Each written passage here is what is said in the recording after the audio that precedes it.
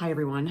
Normally I'd like to be smiling, but I am talking about being at ground zero for where Hurricane Helene did the worst damage that I have seen in the area where I have lived since 2004 and moving to Florida full time.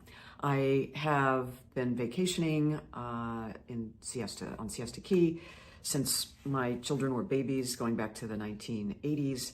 And I've never seen the kind of destruction and damage that I have just now seen, mostly through videos shot with drones over the places that I have lived. First, Anna Maria Island, and then I moved to Holmes Beach, which is on Anna Maria Island. I lived at the northern end first, and then to Holmes Beach, a couple of places there, and then off the island because insurance and taxes were getting to be too expensive. But it still is just so sad, and just to look at these places and realize they're probably not ever going to be the same.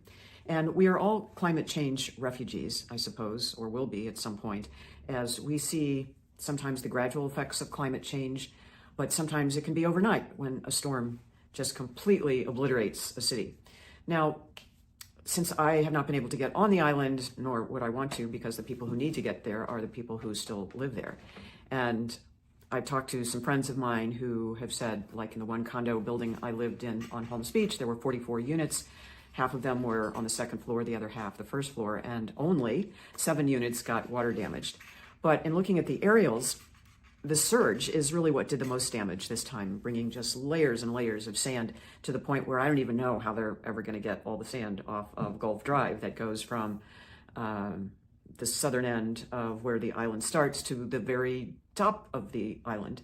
And just seeing all those images of places where not only I lived, but I worked and played, ran around, did training for marathons, all of that is gone, or just covered by sand and debris.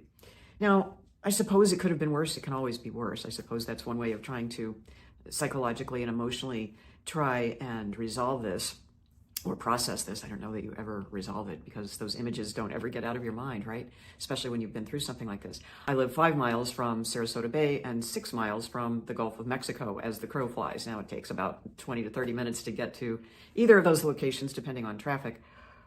But, the homes were not destroyed. They were not leveled in many cases. But the amount of destruction will probably total out the house in so many cases. And how this gets paid for and corrected is just beyond my imagination.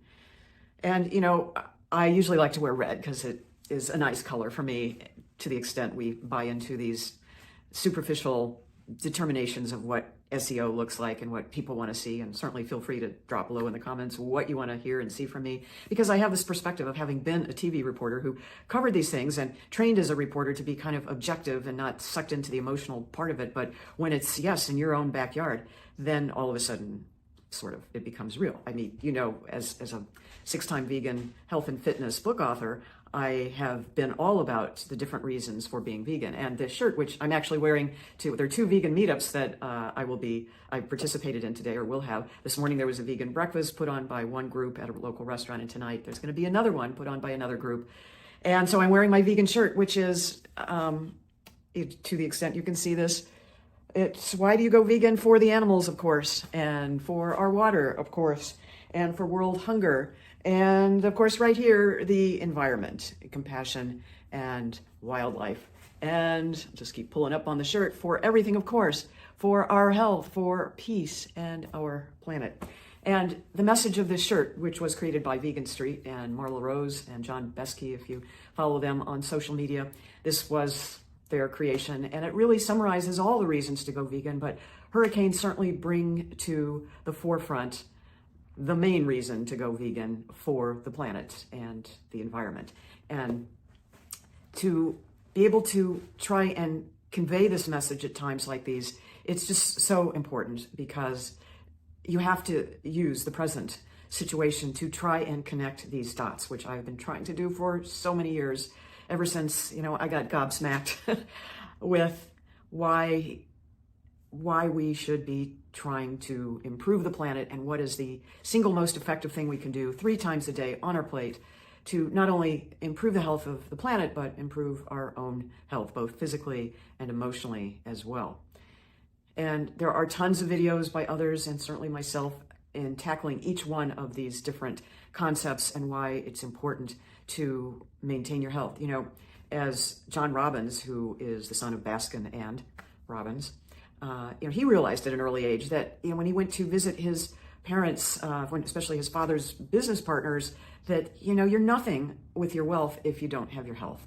And I do mean this from a physical standpoint as well as an emotional, psychological standpoint. And when we go through these kinds of challenges where the rug is literally ripped out from under our feet, we have to figure out, how do we move on? How do we process this?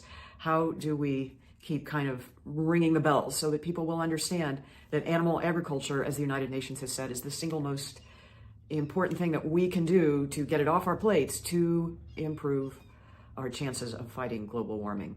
I certainly take this to heart, and I hope you will too, because we're all going to be climate refugees as we try to figure out, and I'm just seeing yet a tropical storm, another one forming in the Gulf. Where does it all end? The climatologists have predicted that this summer and fall will be a very heavy hurricane season, and I think we are seeing that come to fruition. And to the extent there is anything we can do about it before it's too late, if it isn't already, going vegan as much as you possibly can. It's just so important. So I am trying to stay positive, and it's hard to do that when it is in your backyard, but we have to keep trying. And I have vowed that I will spend all my days till my last breath trying to bang the drum, ring the bell, and say there is something that we can do, and it will help not only the planet, but our own physical and emotional health, and help enjoy living these golden years. This morning I was supposed to do a 5K, and the organizer told me as late as Friday that it was still on, but sure enough, yesterday the city of Sarasota canceled it, saying we just can't do it. And I'm sure it's a lot of reasons, not only the accessibility of the course that the race would be on, but just using the resources of fire and rescue when they need to be trying to help others who are in more dire straits, literally. So that's my message. Let me know if you have experienced the ravages of Hurricane Helene and how you are coping. Like I say, 6 miles from the water, and the house is still standing. Unbelievably, we didn't get flooded, not nearly the way we almost did with the last tropical system, Debbie. But the wind was truly scary with debris. Yesterday I spent the day cleaning up the front yard as much as I could and piling it all at the curb and just trying to hunker down, as we used to say in the news business, and deal with it and move on to the next one, which hopefully will be later rather than sooner. All right, let me know your thoughts in the comments below, and I'll see you in the next one. Gotta run.